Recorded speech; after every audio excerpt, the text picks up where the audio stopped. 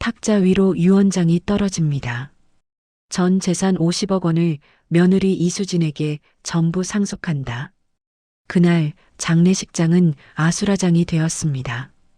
30년을 함께 산 친자식들에겐 단 한 푼도 주지 않았습니다.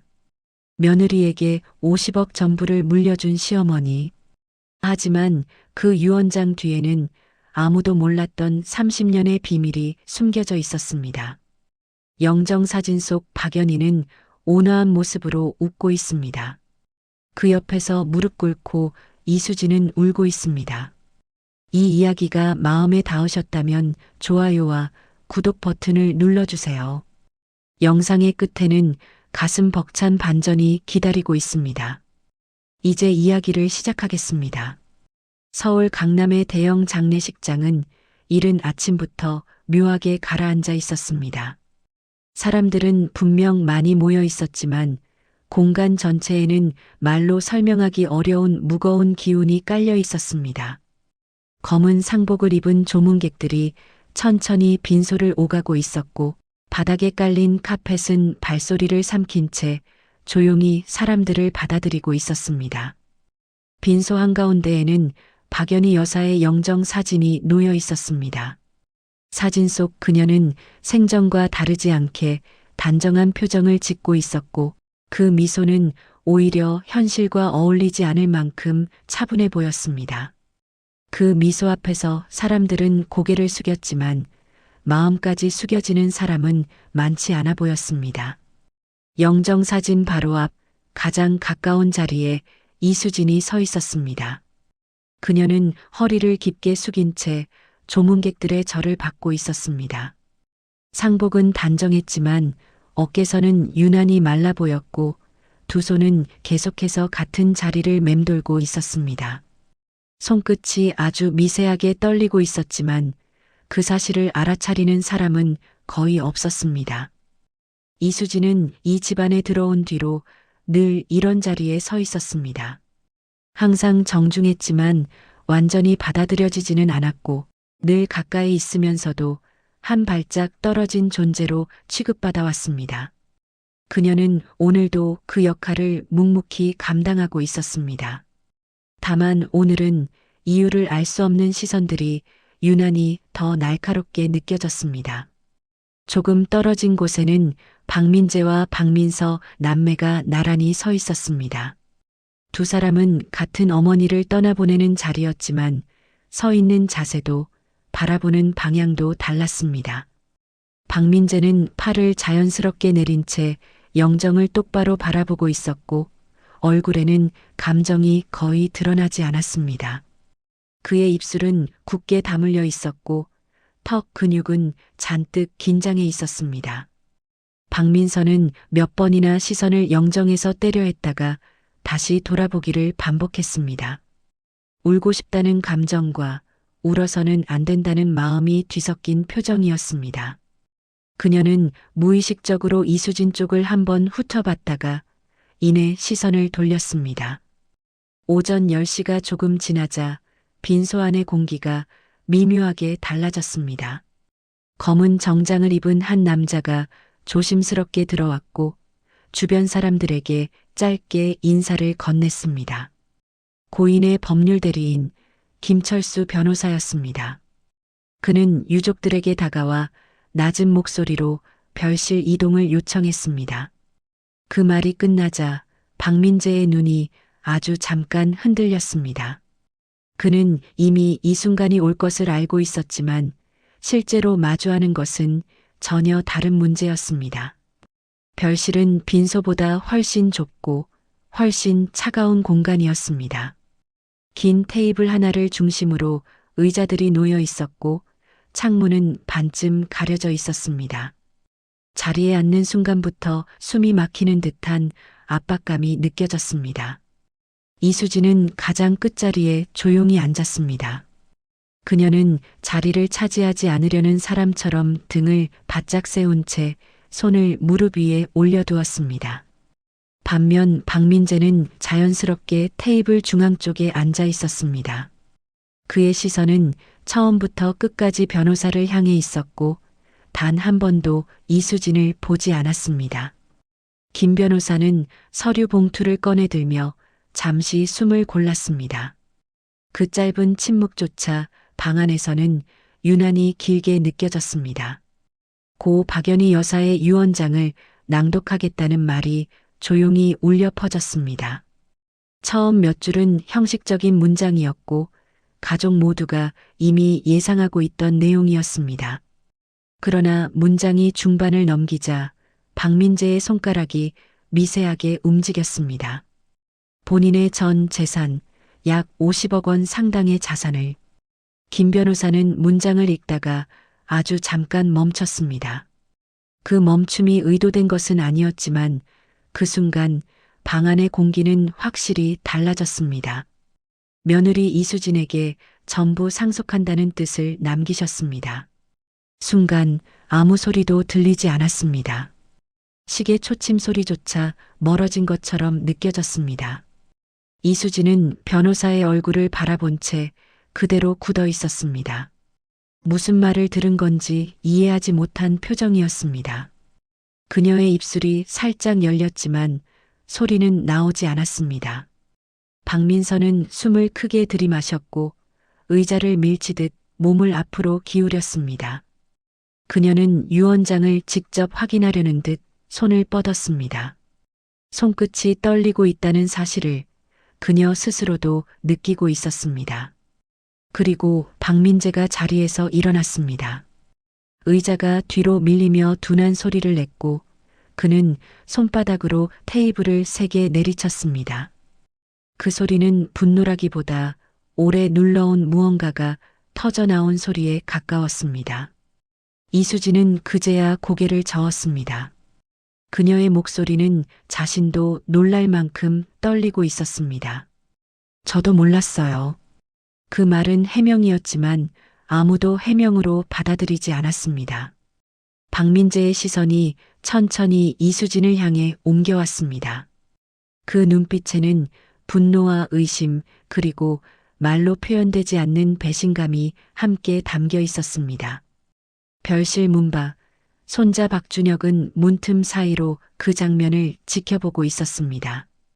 어른들의 굳은 얼굴과 날 선 공기를 보며 그는 처음으로 깨달았습니다.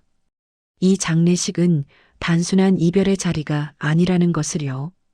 그리고 그 순간 박민재의 손가락이 이수진을 향해 뻗어 올려졌습니다.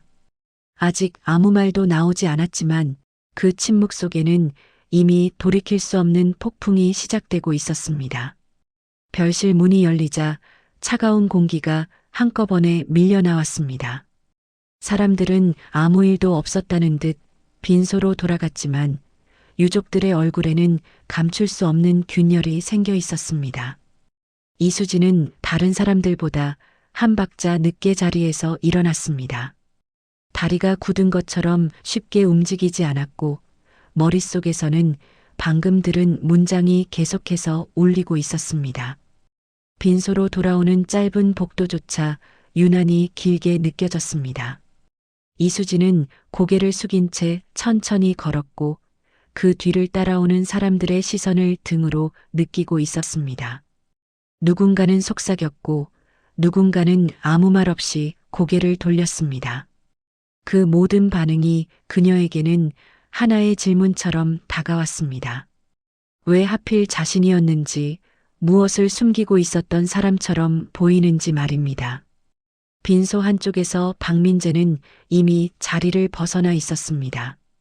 그는 엘리베이터를 타지 않고 계단으로 내려갔습니다. 계단을 내려가는 발걸음은 빠르지 않았지만 멈춤도 없었습니다. 머릿속에서는 어머니의 얼굴이 아니라 며느리 이수진의 모습이 떠올랐습니다. 주차장에 도착한 박민재는 벽 쪽으로 몸을 기대고 섰습니다. 그는 주머니에서 담배를 꺼내 불을 붙였습니다. 불꽃이 잠시 밝아졌다가 꺼졌고 연기가 천천히 퍼졌습니다. 그 연기처럼 그의 생각도 뿌옇게 흩어져 있었습니다.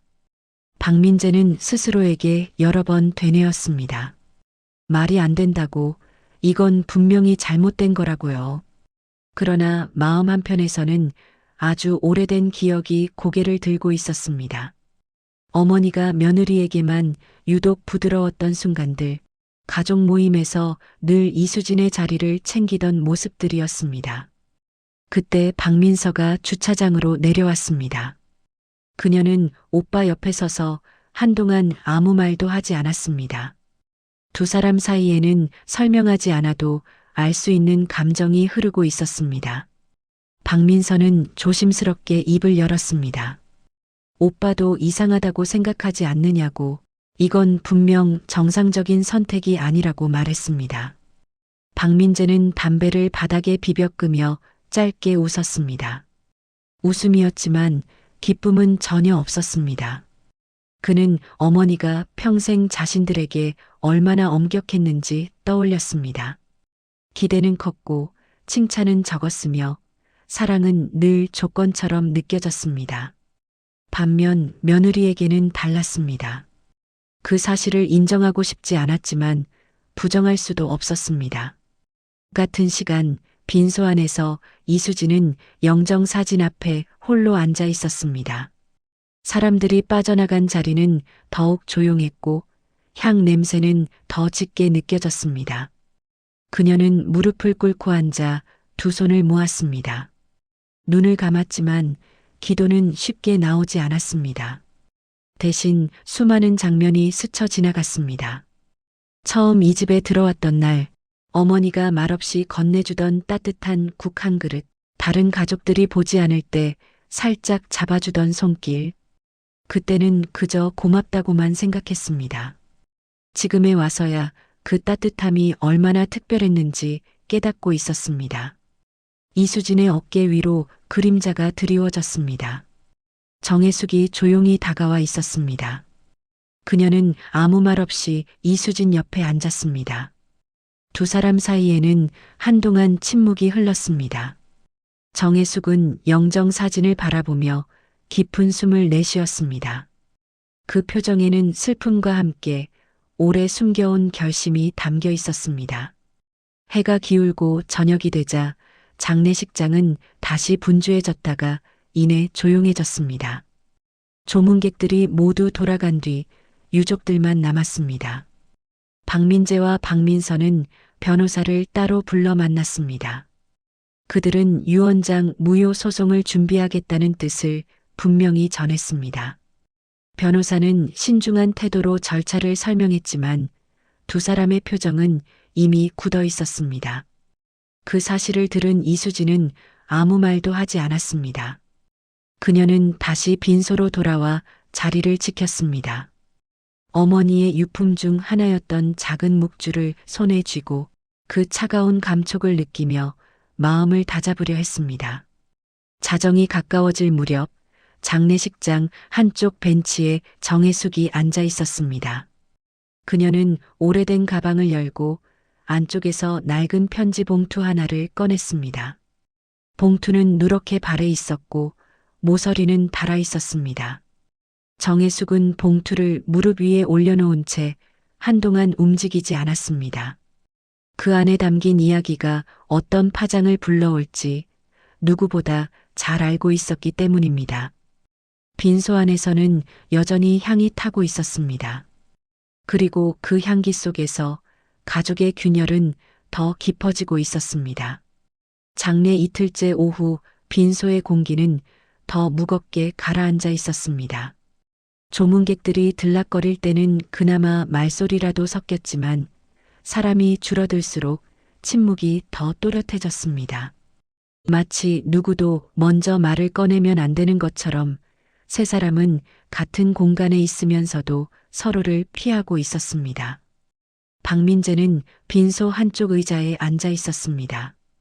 등을 깊게 기대고 팔짱을 낀 채 멀리 영정 사진만 바라보고 있었습니다. 그는 울지 않았습니다. 슬픔이 없어서가 아니라 슬퍼할 틈이 없었습니다. 머릿속은 분노와 계산, 그리고 왜라는 질문으로 가득 차 있었죠. 박민서는 이수진 맞은편에 앉아 있었습니다. 그녀는 수진을 똑바로 바라보지 못하고 자꾸 시선을 옆으로 흘렸습니다. 눈앞에 며느리가 미운 동시에 마음 한편에는 미안함 같은 것도 올라왔습니다. 하지만 그 미안함은 곧바로 원망에 덮였습니다. 이수진은 영정 가까운 자리에서 조용히 손을 모으고 있었습니다. 손등 위로 작은 핏줄이 도드라져 있었고 손가락은 계속해서 서로를 꼭 쥐었다가 풀었다가 했습니다. 그녀는 누가 봐도 불안해 보였지만 그 불안이 죄책감인지 억울함인지 아무도 모르는 얼굴이었습니다. 한참을 참던 박민서가 결국 먼저 입을 열었습니다. 그 목소리는 최대한 낮게 깔려 있었지만 빈소 전체에 또렷하게 울렸습니다. 이제 정리해야죠. 박민서의 시선이 이수진에게 박혔습니다. 그 눈빛은 부탁이 아니라 통보에 가까웠습니다.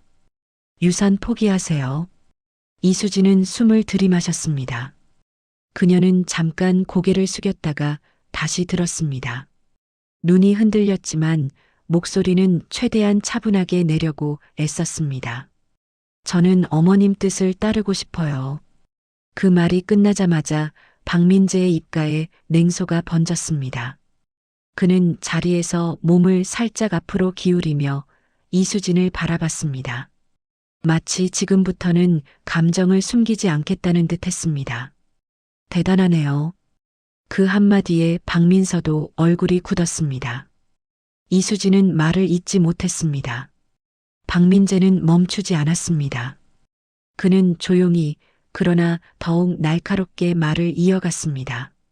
30년 전부터 계획한 건 아니고요. 그 말이 던져지는 순간 공기가 확실히 달라졌습니다. 이수진의 눈동자가 크게 흔들렸고 입술이 떨렸습니다. 마치 누군가가 그녀의 가슴을 칼끝으로 찌르는 것 같았습니다. 무슨 말씀이세요? 이수진이 겨우 말을 꺼냈지만 목소리는 힘이 없었습니다. 박민재는 고개를 비스듬히 기울였습니다. 어머니가 왜 당신만 챙겼는지 이제야 이해가 되네요. 그 말은 사실이 아니라 결론이었습니다. 그리고 결론은 언제나 사람을 미치게 만듭니다. 사람들은 결론을 믿기 시작하면 그 사이 과정은 자기 마음대로 채워버리니까요. 이수진의 눈가에 눈물이 고였습니다. 하지만 그녀는 울지 않으려 애썼습니다. 지금 울어버리면 그 울음마저 연기로 보일까봐 두려웠습니다. 그때 빈소 문 쪽에서 박준혁이 조심스럽게 들어왔습니다. 그는 이 상황이 너무 낯설고 무서웠습니다. 하지만 그냥 지나칠 수도 없었습니다. 준혁은 어른들 앞에 서서 조심스럽게 입을 열었습니다. 아빠 할머니는 분명 이유가 있었을 거예요. 그 말에는 어떤 논리도 없었습니다. 그저 손자가 느낀 진심뿐이었습니다. 그러나 박민재는 그 진심을 들을 여유가 없었습니다. 어른들 일에 끼어들지 마. 박민재의 목소리는 짧고 단단했습니다. 준혁은 그 자리에서 얼어붙었고 결국 고개를 숙인 채 뒤로 물러났습니다. 박민서는 아들의 어깨가 작게 흔들리는 걸 보았지만 말리지 못했습니다. 자신도 지금 감정의 주인이 아니었기 때문입니다. 박민재는 휴대전화를 꺼냈습니다. 그는 화면을 바라보지도 않고 번호를 눌렀습니다. 그리고 낮은 목소리로 통화했습니다. 네, 저입니다. 예. 준비해 주세요. 통화가 끝나자 박민재는 아무 일도 없었다는 듯 자리에 앉았습니다. 하지만 그 눈빛은 이미 결정을 끝낸 사람의 눈빛이었습니다. 이수진의 심장은 그 순간 더 크게 내려앉았습니다. 같은 시각 빈소 밖 복도 벤치에 정혜숙이 앉아 있었습니다. 그녀의 무릎 위에는 낡은 편지 봉투가 놓여 있었습니다. 정혜숙은 봉투를 손바닥으로 천천히 쓸어내렸습니다. 그녀는 눈을 감았습니다. 그러자 30년 전 겨울의 기억이 또렷하게 떠올랐습니다. 박연희가 떨리는 손으로 편지를 쓰며 언젠가는 꼭 밝혀야 한다라고 말하던 밤이었습니다. 정혜숙은 조용히 한숨을 내쉬었습니다. 더는 미룰 수 없다는 걸 알고 있었습니다. 이 봉투가 열리는 순간 가족은 무너질 수도 있고 다시 이어질 수도 있었습니다. 그리고 그 선택의 시간이 가까워지고 있었습니다. 장례 사흘째 아침, 빈소에는 전날과는 또 다른 종류의 긴장감이 감돌고 있었습니다. 밤을 거의 뜬 눈으로 보낸 사람들의 얼굴에는 피로가 짙게 남아 있었고 말수가 눈에 띄게 줄어들어 있었습니다. 누군가는 커피를 들고 서성였고 누군가는 의자에 앉아 멍하니 허공만 바라보고 있었습니다.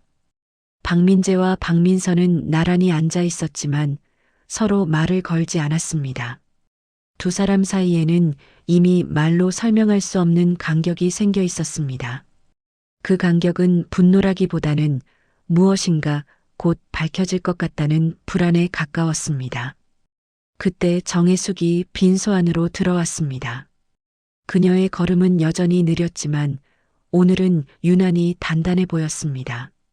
손에는 늘 들고 다니던 가방이 들려 있었고 그 가방을 쥔 손에 힘이 들어가 있었습니다. 정혜숙은 잠시 영정사진 앞에 서서 고개를 숙였습니다. 그녀는 아주 짧게 눈을 감았다가 다시 떴습니다. 마치 마음속으로 어떤 결심을 확인하는 듯한 모습이었습니다. 그리고 조용히 박민재와 박민서를 불렀습니다. 주변 사람들이 눈치를 챌까봐 그녀는 최대한 낮은 목소리를 사용했습니다.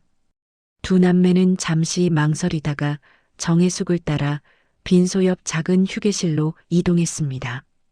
문이 닫히자 휴게실 안은 외부와 완전히 차단된 공간이 되었습니다. 형광등 불빛은 차갑게 느껴졌고 테이블 위에는 아무것도 놓여 있지 않았습니다. 정혜숙은 가방을 테이블 위에 올려놓고 천천히 지퍼를 열었습니다. 그녀의 손놀림은 조심스러웠습니다. 마치 조금만 서두르면 안에 든 것이 부서질 것처럼 아주 천천히 움직였습니다. 그리고 가방 안쪽 깊숙한 곳에서 낡은 편지 봉투 하나를 꺼냈습니다. 봉투는 누렇게 발에 있었고 가장자리는 닳아 있었습니다. 한눈에 봐도 오래된 물건이라는 게 느껴졌습니다. 박민서는 봉투를 보는 순간 이유 없이 가슴이 답답해졌습니다. 봉투 앞면에는 익숙한 이름이 적혀 있었습니다. 박연희, 어머니의 필체였습니다.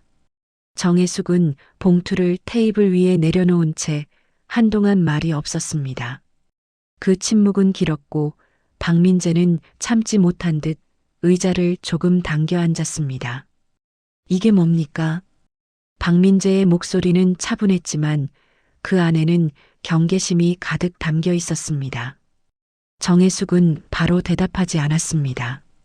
대신 두 사람을 번갈아 바라보며 천천히 말을 꺼냈습니다. 이건 너희 어머니가 평생 숨기고 살았던 이야기야.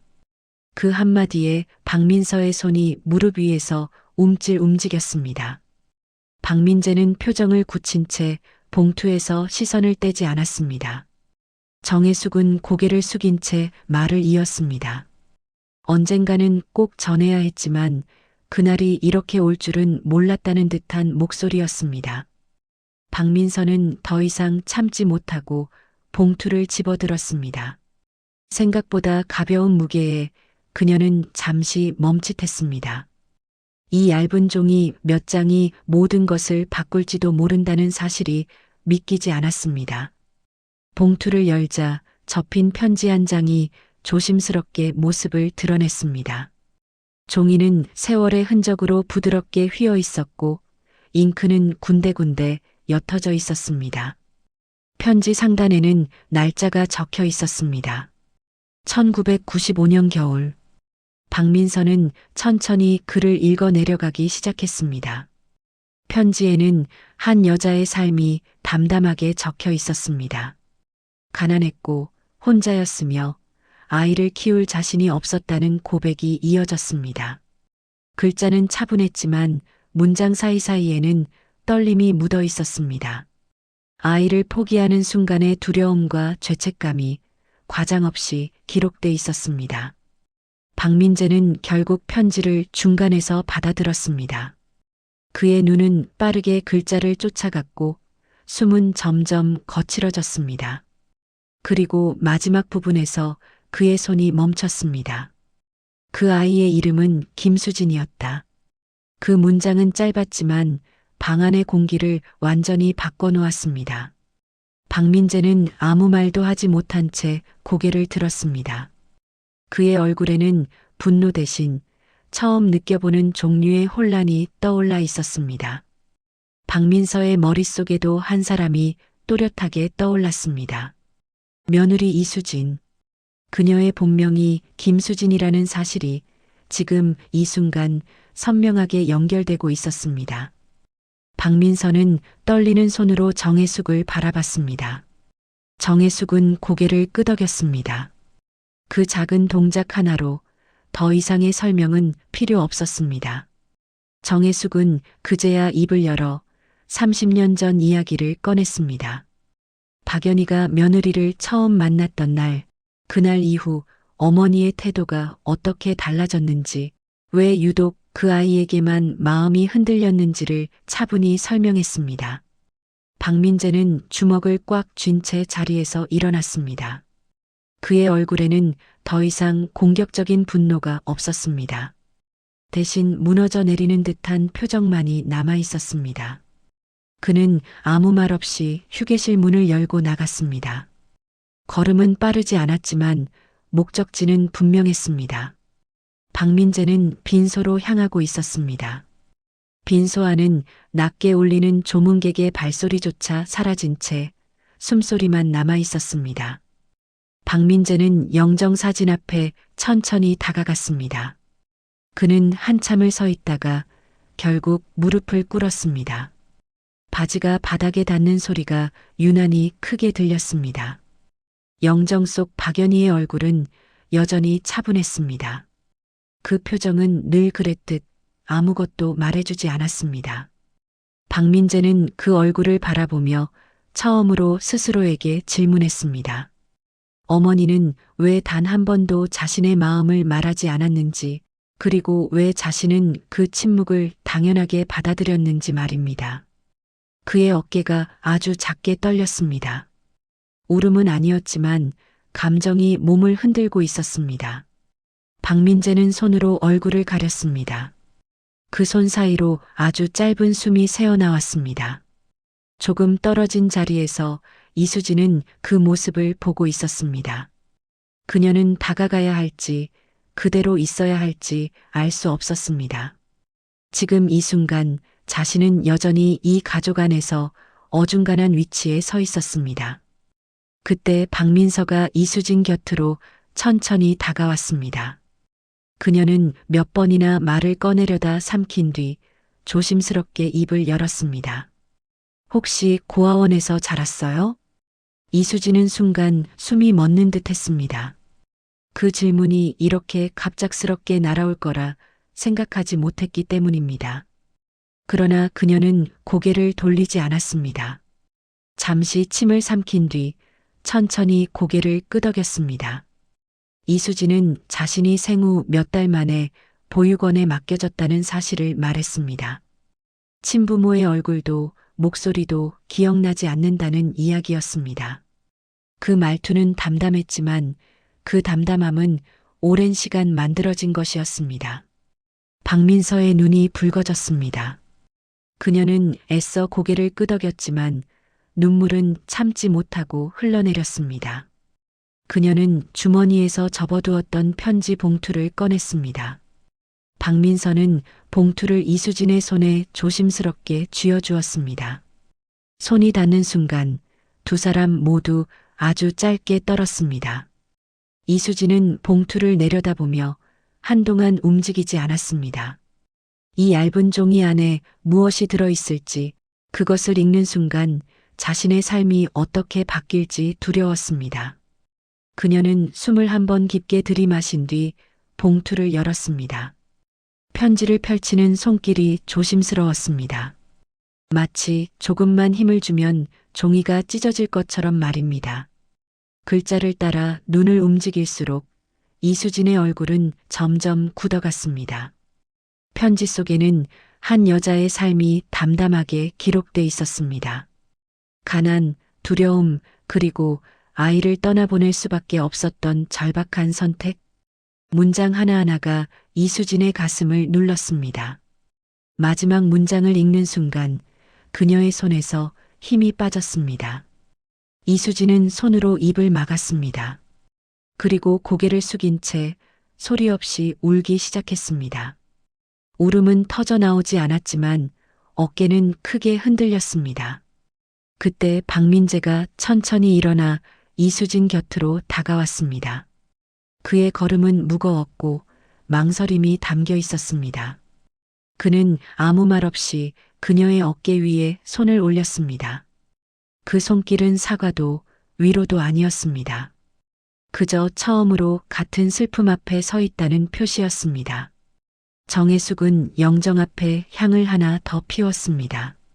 연기가 천천히 위로 올라가며 공간을 채웠습니다. 그녀는 박연희가 평생 품고 살았던 죄책감을 조용히 이야기했습니다. 자식에게조차 말하지 못했던 비밀, 그리고 끝내 용기를 내지 못했던 이유에 대해서도 말했습니다. 문 밖에서 박준혁은 이 장면을 가만히 지켜보고 있었습니다. 그의 눈에도 눈물이 맺혀 있었습니다. 그러나 그는 들어오지 않았습니다. 이 순간은 어른들이 감당해야 할 시간이라는 걸 그는 본능적으로 알고 있었습니다. 그날 밤 빈소에는 다시 사람들이 모였습니다. 그러나 분위기는 이전과 완전히 달랐습니다.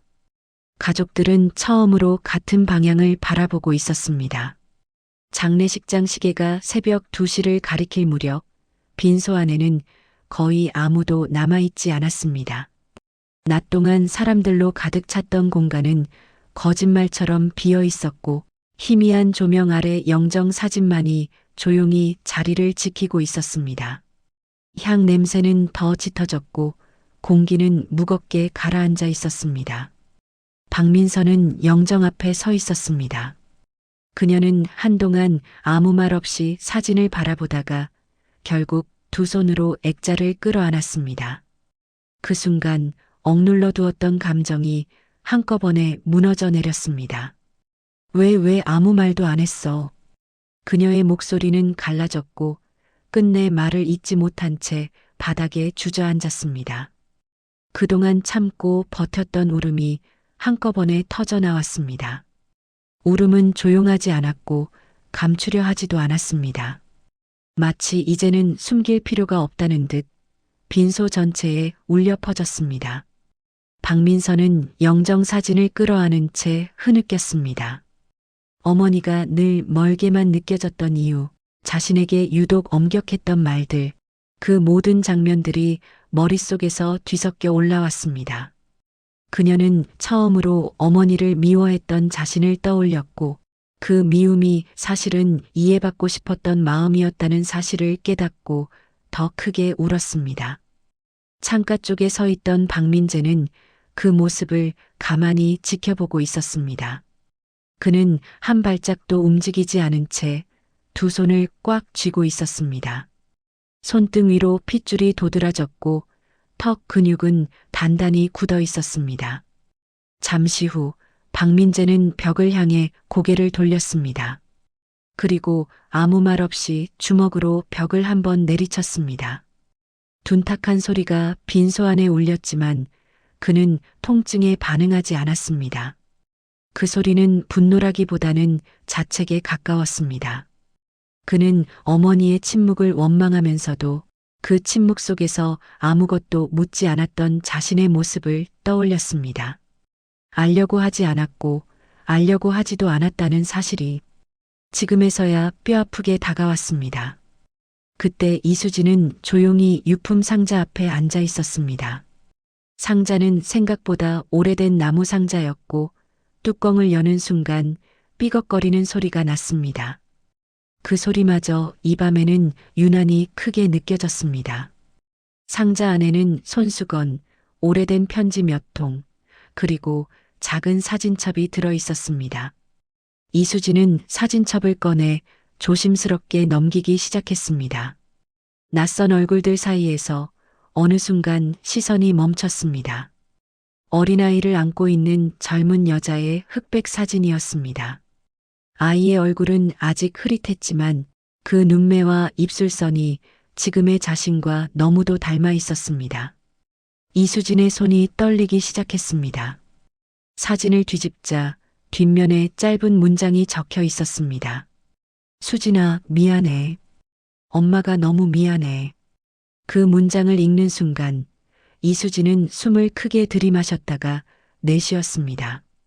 그리고 그 자리에 주저앉아 사진을 가슴에 꼭 끌어안았습니다.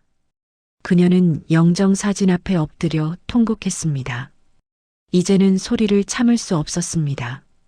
어머니를 어머님이라 불러왔던 세월, 끝내 한 번도 엄마라 부르지 못했던 시간들이 모두 한꺼번에 가슴을 찔렀습니다. 정혜숙은 빈소 한쪽 의자에 앉아 이 모든 장면을 지켜보고 있었습니다. 그녀의 눈에도 어느새 눈물이 고여 있었습니다. 정혜숙의 머릿속에는 박연희와 나눴던 마지막 대화가 떠올랐습니다. 박연희는 죽기 전날 수진에게 진실을 말하지 못한 게 가장 두렵다고 말했습니다. 상처를 줄까봐, 지금의 삶을 망가뜨릴까봐 끝내 입을 열지 못했다고 했습니다. 그 말을 떠올리며 정혜숙은 고개를 깊이 숙였습니다. 잠시 후 박준혁이 조심스럽게 빈소 안으로 들어왔습니다. 그는 어른들의 얼굴을 하나씩 바라보다가 조용히 다가가 품에 안았습니다. 할머니는 끝까지 가족을 사랑했대요. 짧은 말이었지만 그 말은 빈소 안에 오래 남았습니다. 조금씩 울음소리는 잦아들었고 창문 틈 사이로 희미한 새벽빛이 스며들기 시작했습니다. 긴 밤은 그렇게 모두의 마음을 뒤흔든 채 지나가고 있었습니다. 장례 마지막 날 아침, 장례식장에는 다시 사람들의 발걸음이 늘어나기 시작했습니다. 그러나 전날과는 분명히 다른 공기였습니다. 울음은 남아 있었지만 날이 서 있던 감정은 조금씩 가라앉아 있었습니다. 마치 밤사이 무언가 큰 것이 지나간 뒤의 자리처럼 모두가 조심스러워 보였습니다. 발인 준비를 알리는 낮은 안내 음성이 복도를 따라 울려 퍼졌습니다. 검은 정장을 입은 직원들이 조용히 오가며 절차를 준비했고 국화꽃이 담긴 쟁반이 하나둘 정리되기 시작했습니다. 박민재는 빈소 한쪽에 서서 그 모습을 바라보고 있었습니다. 그는 거의 잠을 자지 못한 얼굴이었지만 눈빛만큼은 전날과 달랐습니다. 여전히 무거웠지만 더 이상 흔들리지 않는 눈이었습니다. 잠시 망설이던 그는 이수진이 서 있는 쪽으로 걸음을 옮겼습니다.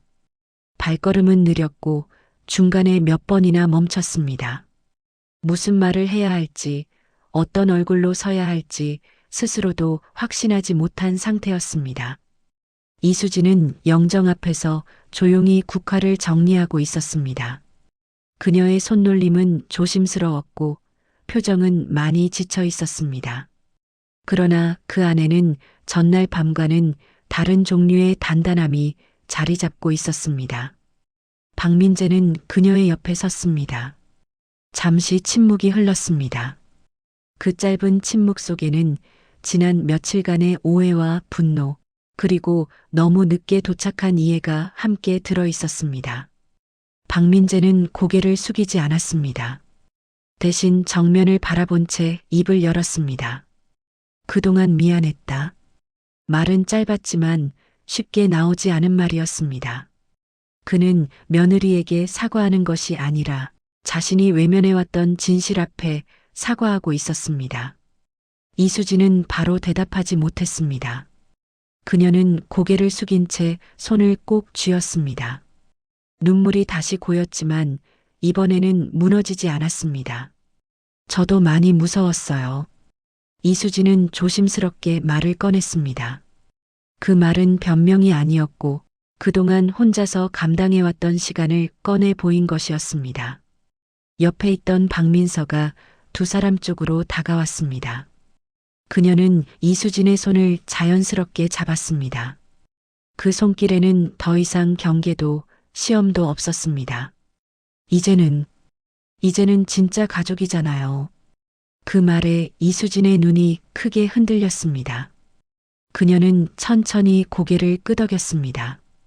입술이 떨렸지만 이번에는 웃음에 가까운 표정이었습니다.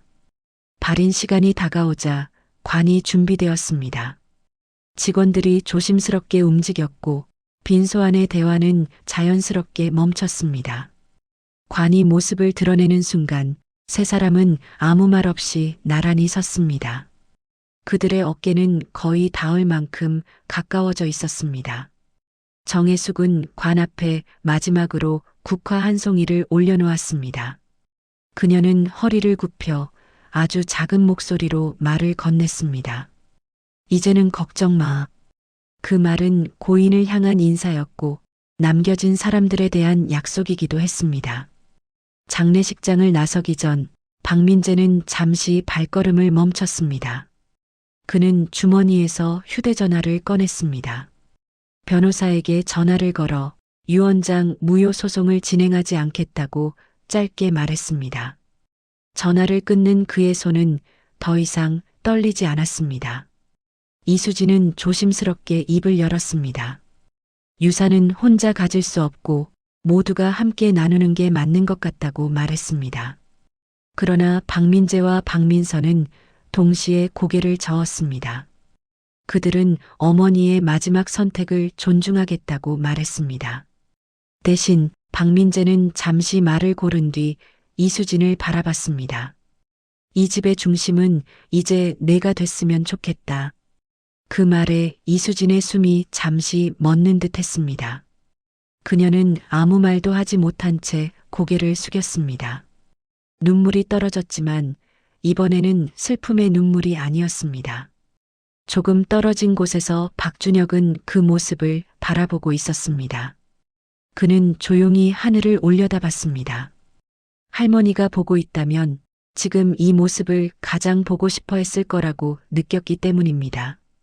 장례식장은 그렇게 오래 갈라져 있던 마음들이 비로소 같은 방향을 바라보는 자리로 변해 있었습니다. 49제가 끝난 뒤 며칠이 지난 봄날이었습니다. 묘역으로 향하는 길에는 연두빛 새싹이 돋아 있었고 바람에는 아직 차가움과 따뜻함이 함께 섞여 있었습니다. 하늘은 유난히 맑았고 구름은 느리게 흘러가고 있었습니다. 박연희의 묘 앞에 세 사람이 나란히 섰습니다. 검은 옷 대신 조금 밝은 색의 외투를 걸친 모습이었고 얼굴에는 장례식장에서 보이던 긴장 대신 차분함이 깃들어 있었습니다. 이수진은 국화꽃을 두 손으로 조심스럽게 안고 있다가 묘비 앞에 천천히 내려놓았습니다. 그녀는 한동안 고개를 숙인 채 움직이지 않았습니다.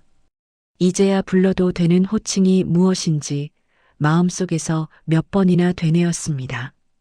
그리고 아주 작은 목소리로 인사를 건넸습니다. 엄마 다녀왔어요.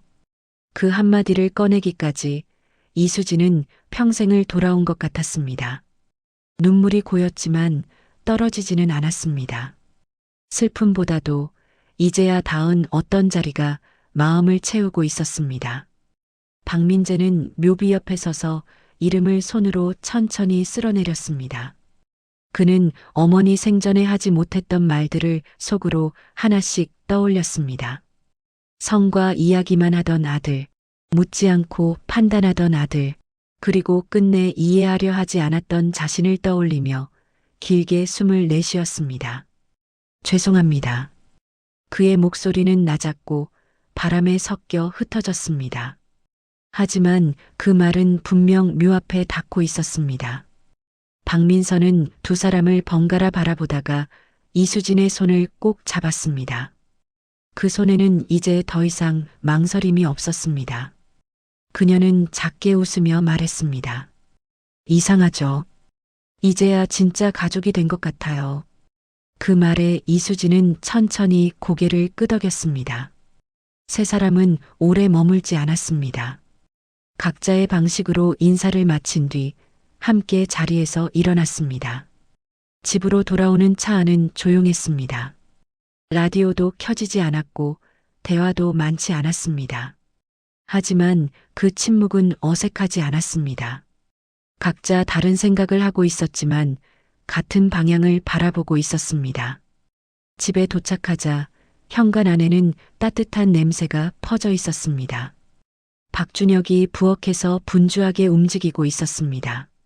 앞치마를 두른 모습이 어색했지만 표정만큼은 진지했습니다. 식탁 위에는 정성껏 차린 저녁상이 놓여 있었습니다. 국은 조금 작고 반찬은 소박했지만 그 자리는 오래 비어있던 가족의 식탁이었습니다. 이수진은 자연스럽게 식탁 가운데 자리에 앉았습니다. 그 자리에는 작은 액자가 하나 놓였습니다. 박연희의 사진이었습니다. 그녀는 사진을 바로 세운 뒤 자리에 앉았습니다. 누군가의 허락을 기다리지 않아도 되는 위치였습니다. 식사가 시작되자 잠시 어색한 정적이 흘렀습니다.